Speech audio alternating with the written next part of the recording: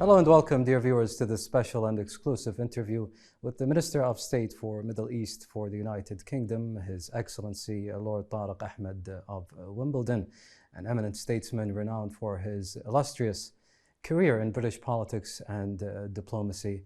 Hello, Your Excellency, and first of all, we'd like to say welcome to the State of Kuwait. We are honored and delighted to have you with us. No, thank you, and assalamu alaikum to all your viewers. It's a pleasure to be back in Kuwait. It's a country I have great regard and great affection for.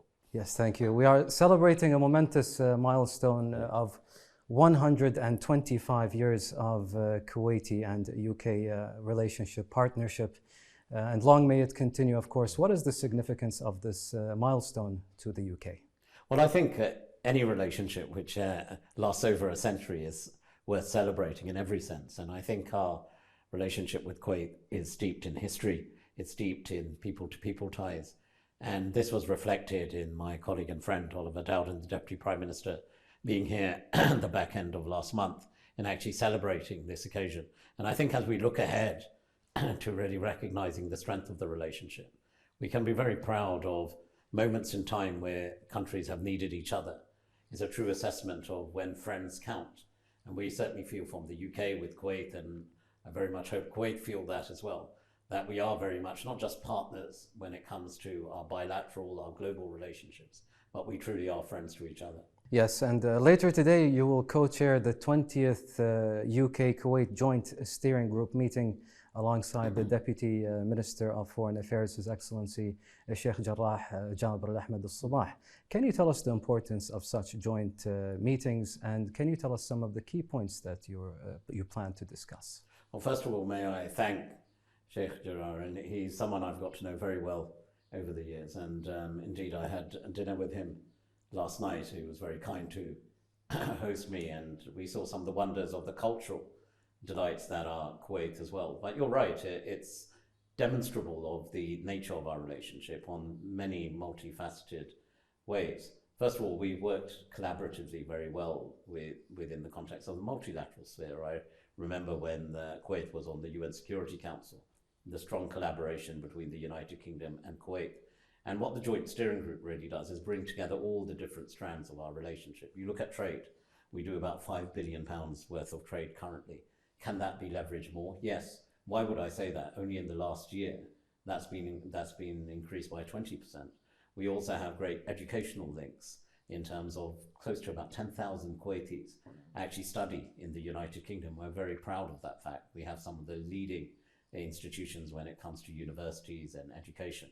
And we're very proud that, again, the people-to-people link between Kuwait and the United Kingdom is thriving.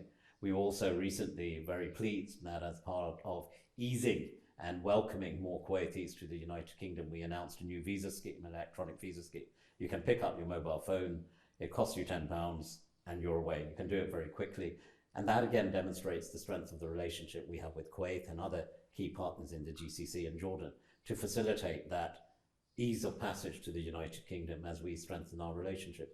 You could talk of climate, you could talk of defense, you can talk of security.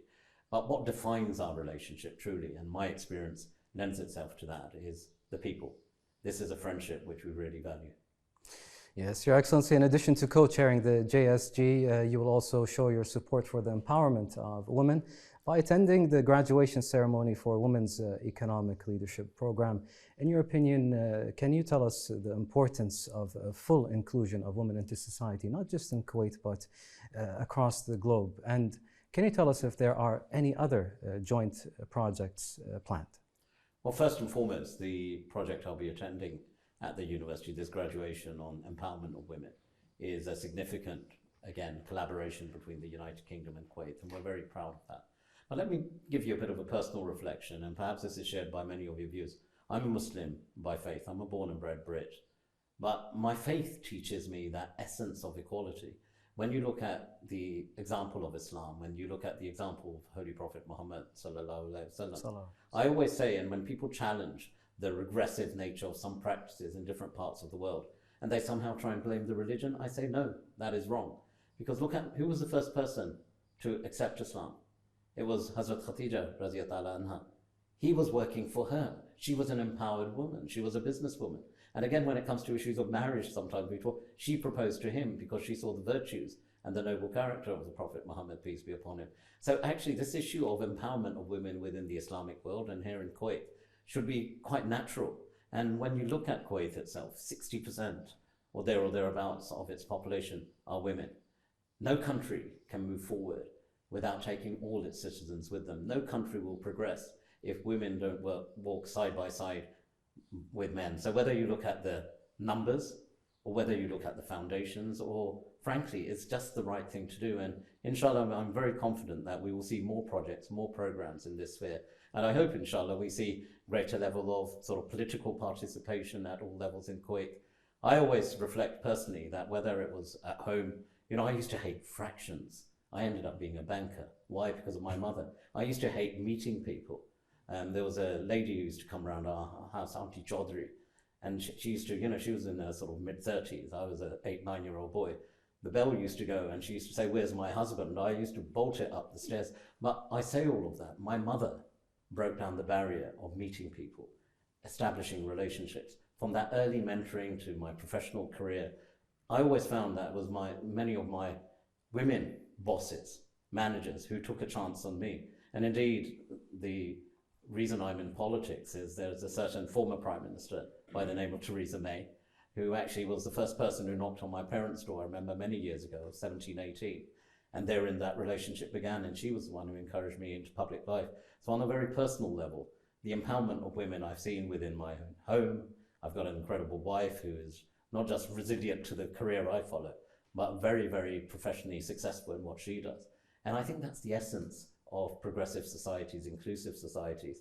And it's something that I find the fundamentals in the faith I follow.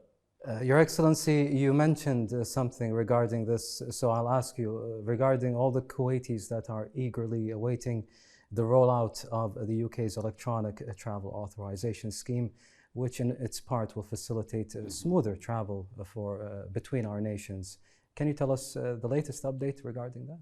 Well, it's up and running, and I think from the 22nd of February, it will become fully operational. And I always say when you or I leave home, or indeed many of the viewers who are watching us today leave home, the sort of things you check. One of the most essential things you check is, have I got my mobile phone? Well, that's what you can do now. With your mobile phone, you can take that device and you can now apply for an electronic visa to enter the United Kingdom. This is us demonstrating that we want to encourage people from Kuwait to visit the United Kingdom. We want to strengthen our people-to-people ties in trade, in business, in education, in culture. Yes. And I think that lends itself to strengthening this friendship for the next 125 years. Yes. I don't know if you and I will be around, but you never know. We may have AI features of ourselves, but one waits to see what will be next on the technology front. Hopefully some sort of legacy will be left. Well, maybe. I mean, we've got this interview to look back on, and maybe our future generations will look back on that. So, Your Excellency, the UK and Kuwait are committed to peace and security in the region. Can you tell us, in your opinion, what are some of the steps that the international community must take to stop the conflict in Palestine? Well, first and foremost, what's happening in Gaza in particular, from every life lost, one can only reflect, and for every life lost, inna lillahi wa inna ilayhi raji'un, for the 70% of the people who have been killed in Gaza are women and children. And for every child lost, that's a future lost as well. And that's why the United Kingdom position is very clear, as the Foreign Secretary, Lord Cameron, said only yesterday, that we want this to stop, we want this to stop now. And for this to stop, it must be something which is sustainable. It doesn't mean that you have a kind of temporary pause. Yes, you need that, but that temporary pause or that cessation, that stop must lead to something which is sustainable, which means hostilities don't continue and we stop what's happening in Gaza. What's very clear is from those tragic events, the shocking terror events that took place in Israel on the 7th of October, which, irrespective of faith or religion, everyone condemned, and rightly so. Acts of terrorism, whoever the perpetrator, whoever the victim, should be condemned unequivocally. But what's happened subsequently, what we're seeing right now, the dangers of this escalation, even in Rafah, where will these people go? Where will these innocent Palestinians who are almost cattled into this one part near the Egyptian border. There's nowhere for them to go. And our message to Israel is very clear. Stop this now. And what's needed are the 4 key points we've articulated. First and foremost, that we have this stop to ensure that we can build this sustainable ceasefire, so an end to the hostilities. But that must be accompanied by ensuring that there is a ready plan for the Palestinians to govern both Gaza and the West Bank. That means really rejuvenating the Palestinian leadership. You know, we've been engaging directly with President Abbas and his team. The Foreign Secretary was also in Israel recently, and these are the kind of messages he gave to Prime Minister Netanyahu as well. Then there's a third element, as well as working with the Palestinian Authority, is to ensure there's a real reconstruction of Gaza. We need this. You know, we've just touched on relationships and economic prosperity. We've talked about trade between Kuwait and the United Kingdom. We want to ensure that kind of hope, that future horizon is there for Palestinians. Palestinians have a very rich diaspora around the world, and we've been saying to the Palestinian leadership, appeal to it. You have academics, you have researchers, you have incredible people, young men and women, who can really put forward a really progressive, inclusive Palestine. So that reconstruction, and I hope Kuwait will be very much part of that. But the fourth and most fundamental element to all of this is the delivery of the Palestinian state. We've been very clear, Lord Cameron has equally now mentioned that quite specifically, that no longer should this be some kind of remote vision. What is very clear, and if there's one thing that should come out of this crisis, if there's one strong legacy we can provide for every single life lost, you know, whether it was the 1,200 Israelis or the over 25,000, now almost 30,000 Palestinians who've lost their lives, for every innocent life lost, the strongest legacy we can provide is stability and security for Palestinians and Israel. People in Israel know that, people in Palestine know that, and the best way to ensure that we don't return to this kind of carnage again is to deliver upon the two-state solution. And that does mean a clear vision to ensure that we put the state down and say Palestine will happen. And how can we collectively, Kuwait, the United Kingdom, the regional partners, Israel, Israelis and Palestinians themselves, the US, our European partners, we need to seize the moment to ensure whoever has whatever equity, Qatar are playing a very strong hand, and appropriately so, and I praise their efforts on the hostage negotiation. The United Kingdom has immense diplomacy influence and, yes, economic support we can provide to the Palestinians. Kuwait have a lot to offer in terms of the reconstruction, but across these 4 pillars, that we need to ensure every country now picks up the baton, because it's our moment, it's our generation's moment to really ensure that what we've seen for the past 75 years, the promise of a future, the promise of security, the promise of stability in the region, it has not delivered. And if we're going to deliver it, let us all make sure we use our own equities, be it personal, professional, or indeed as countries, to ensure we deliver that security, that stability, that future of peace for Israelis and Palestinians, but also importantly for the region as a whole. Because what happens in the Holy Land matters to yourselves here in Kuwait.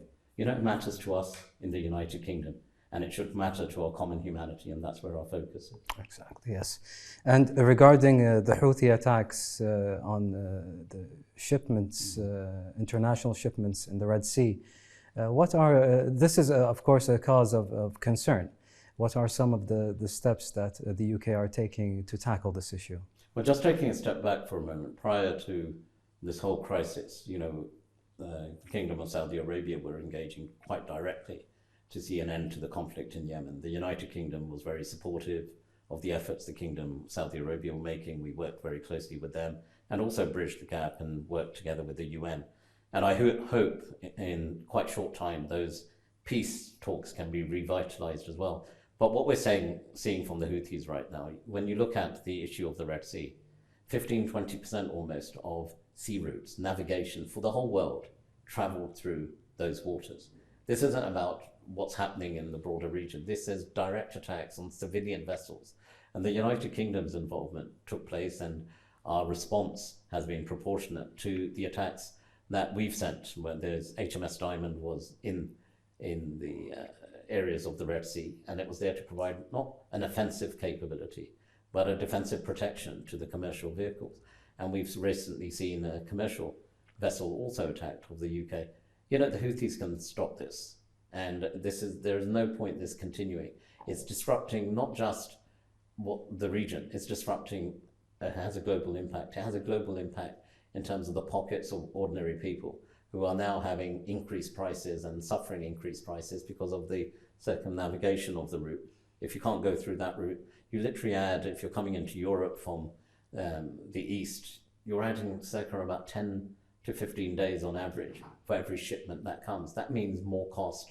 It means prices will go up. So the UK, along with many other nations, are there working together to ensure that we protect commercial traffic. And I think it's important that remains a key priority for all of us. Your Excellency, we'd be remiss if we didn't ask this question. A lot of people in Kuwait and across the globe are closely monitoring the health situation of His Majesty King Charles III. Can you provide any updates regarding His Majesty's condition? Well, first and foremost, our royal families have immense affection for each other. I know that. Yes. When His Highness visited as Crown Prince, the Emir, I was very pleased to be part of the team that welcomed him, and our relationships at all levels with Kuwait are in a very strong place. Thank you for asking about His Majesty's health. I think we were all shocked to learn of his illness, but he's very resolute. I have the good fortune of knowing His Majesty well. I've been on tours with His Majesty, and he's very resilient, he's very strong, and he has an immense sense of public duty. And we're very proud of the leadership he's provided on a range of issues, not least some of the collaboration, including with His Highness the Emir. He's talked, for example, on issues that affect us all, such as climate. So I'm sure the Kuwaiti people, along with everyone else in the world, His Majesty's been very touched by the messages. Wish him full recovery and return to life, and as he said, return to his public life in the full capacity, and grant him, inshallah, Allah Ta'ala grant him a long and fruitful life. But that sense of public duty is already reflected in the comments he's made, which he wants to be back on the job as quickly as possible. And thank you for asking. And the affection of the people of Kuwait and the relationship between our royal families, I know, is a source of great strength to him and his family. Yes, thank you. What is the UK's position on the ruling of Iraqi Federal Supreme Court, which annulled the maritime agreement between the State of Kuwait and the Republic of Iraq regarding Khor Abdullah? Well, we're very clear on the issues of demarcation, and indeed the Kuwaiti government raised this with us. And underlying our strong friendship, before we came on the air, we talked about the strength of our diplomacy. I myself raised this directly with the Iraqi Foreign Minister, and Oliver Dowden, who was here a few weeks ago, the Deputy Prime Minister, spoke to Prime Minister al-Sudani about this. You know, this is very clear. You know, the ruling should not apply on something that was decided upon a long time ago. What we need to ensure is, with the instability currently in the region, we don't need other fronts to open up in any shape or form. So we're very much aligned with Kuwait's way of thinking. Indeed, we've advocated for that directly with the Iraqis, and we hope, and one hopes, that this will now sort of itself come to a resolution. You know, ultimately these things are best decided bilaterally, and a lot of these discussions have already happened, and it's important that countries stick to agreements that they reach. And we were very proud as we approached, you know, anniversaries of when we go back to what happened in recent history of the Strong Partnership Association. And I said right at the start about standing together as friends, and we were very proud to stand with Kuwait at its time of need. Yes. Well, Your Excellency, finally, do you have any final words for our audience regarding the upcoming national holidays, the Liberation Day and Independence Day? Well, I've already alluded to that, and I think our history is remarkable between our two countries. But in wishing all Kuwaiti people happy independence, and in terms of Liberation Day, I can send one clear message to all your viewers, that the United Kingdom has been a friend through history. We are friend today, and we will be a friend for your tomorrows as well. Yes, thank you. Our dear viewers, this concludes this special interview with the Minister of State for the Middle East for the United Kingdom, His Excellency Lord Tariq of Wembeldon. We extend our deepest gratitude for the team and the people behind the scenes for making this happen, and His Excellency, and we thank you for joining us. Goodbye.